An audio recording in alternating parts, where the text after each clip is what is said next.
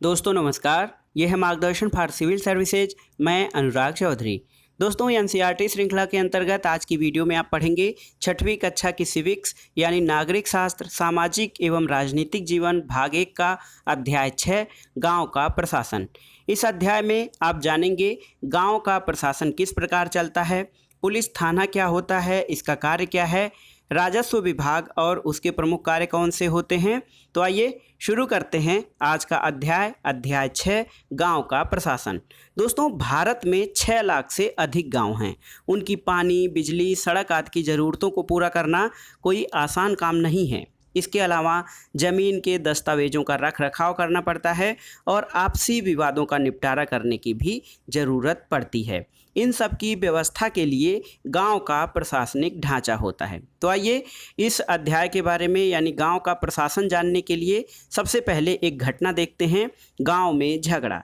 मोहन एक किसान है। उसके परिवार के पास थोड़ी सी खेतीहर ज़मीन है जिस पर वह कई सालों से खेती कर रहा है। उसके खेत से लगा हुआ ही रघु का खेत है। दोनों के खेत एक छोटी सी मेड़ से अलग होते हैं। एक सुबह मोहन ने देखा कि रघु ने मेड़ को थोड़ा आगे बढ़ा लिया था।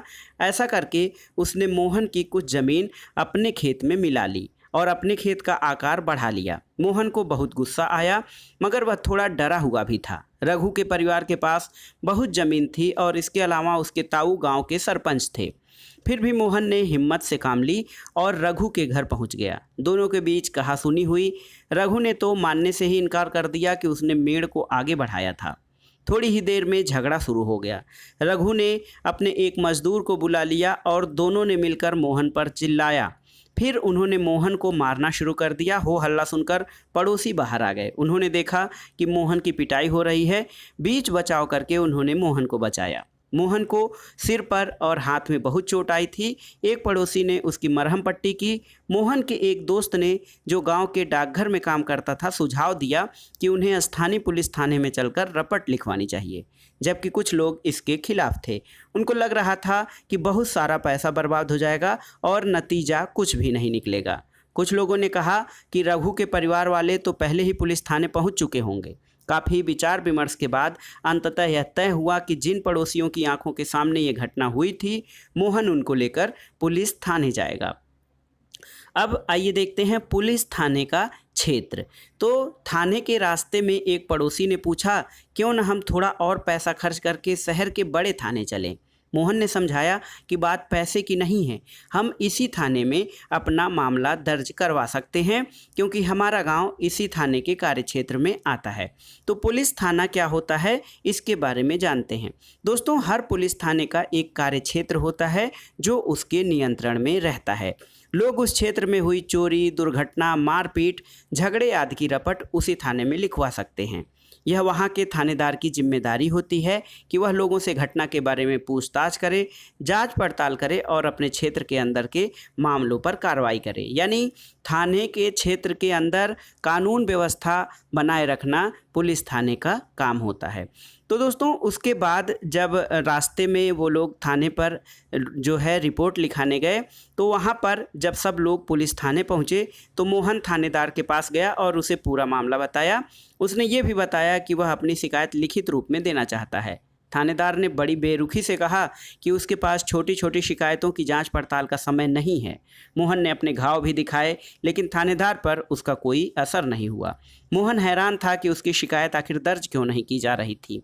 मोहन बाहर गया और अपने पड़ोसियों को बुलाकर अंदर ले आया। पड़ोसियों ने थानेदार को समझाया कि मोहन को उनकी आंखों के सामने पीटा गया है। अगर वे उसे न बचाते तो उसे बहुत गंभीर चोटें आती। उन्होंने मामला दर्ज करने पर जोर दिया और अंततः थानेदार राजी हो गया। उसने मोहन को अपनी शिकायत लिखकर देने को कहा। थानेदार ने वायदा किया कि अगले दिन एक हवलदार घटना की जांच पड़ताल के लिए उनके यहाँ पहुँचेगा।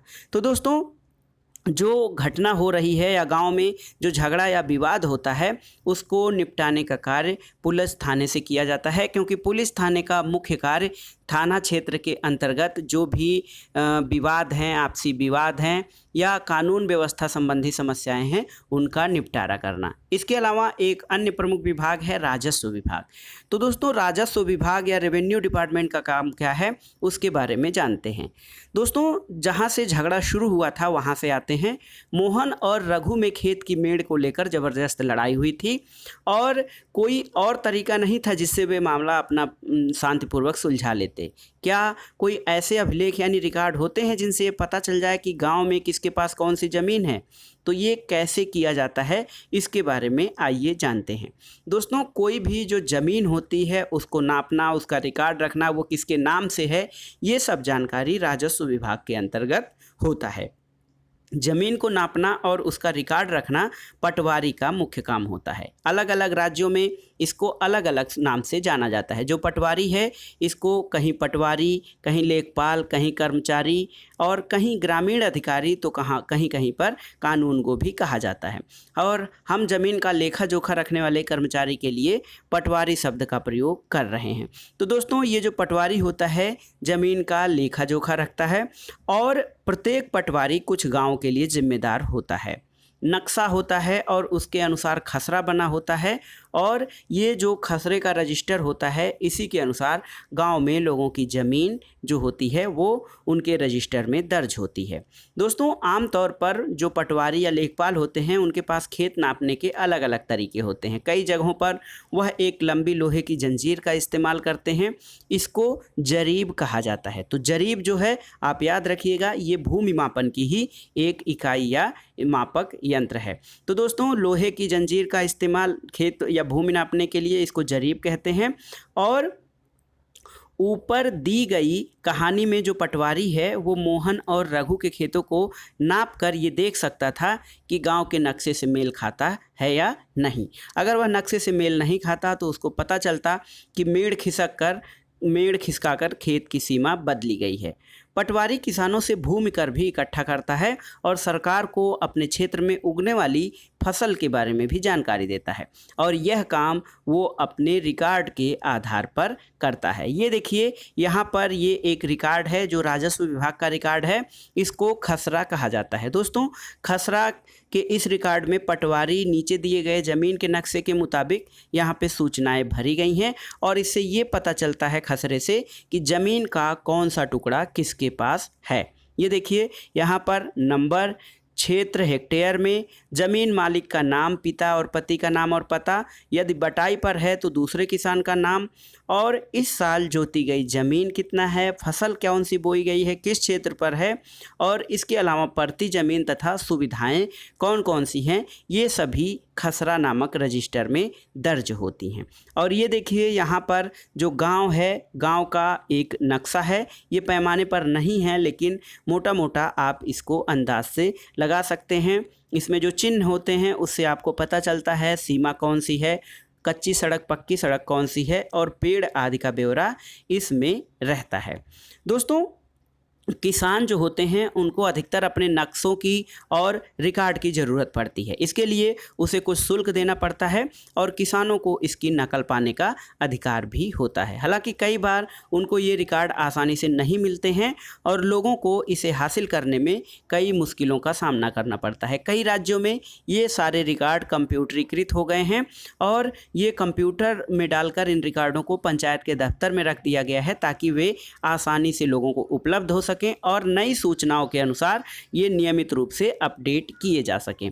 तो देखिए, किसान अपने भूमि के बारे में इन नक्शों से जानकारी प्राप्त कर सकता है।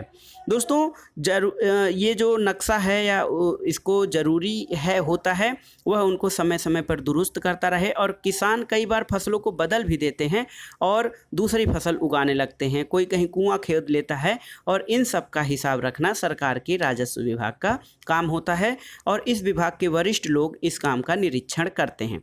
तो आइए, आपने जान लिया कि जो राजस्व विभाग है उसका जो ज़मीनी अधिकारी होता है वो होता है लेखपाल, जो ज़मीन का नाप जोख करता है, कौन सी ज़मीन किसके नाम से है, कौन सा रास्ता कहाँ से निकला है, नाली कहाँ से है, पेड़ कहाँ पे हैं और किस भूमि में कौन सी फसल लगाई गई है। इन सभी का जो रिकॉर्ड है वो लेखपाल के पास होता है या फिर राजस्व विभाग के पास होता है।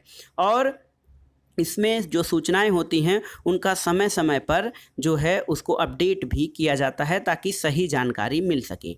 दोस्तों, भारत में जो सभी राज्य हैं वो जिलों में बटे हुए हैं और ज़मीन से जुड़े मामलों की व्यवस्था के लिए इन जिलों को छोटे छोटे खंडों में बांटा गया है। जिले के उपखंडों को कई नाम से जाना जाता है, जैसे तहसील और तालुका आदि। सबसे ऊपर जिलाधिकारी होता है, उसके नीचे तहसीलदार होते हैं और उन्हें विभिन्न मामलों को निपटाना होता है। वे पटवारी के काम का निरीक्षण करते हैं और ये सुनिश्चित करते हैं कि रिकॉर्ड सही ढंग से रखे जाएं और राजस्व कर इकट्ठा होता रहे।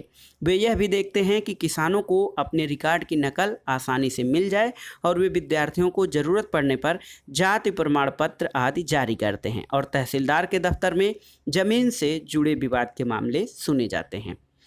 तो अब दोस्तों, इसके बाद आइए जानते हैं एक नया कानून, हिंदू अधिनियम की धारा 2005।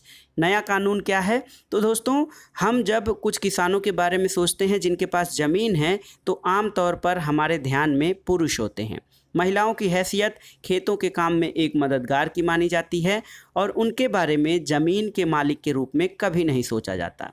अब तक कई राज्यों में हिंदू औरतों को परिवार में ज़मीन में हिस्सा नहीं मिलता था और पिता की मृत्यु के बाद ज़मीन बेटों में बांट दी जाती थी।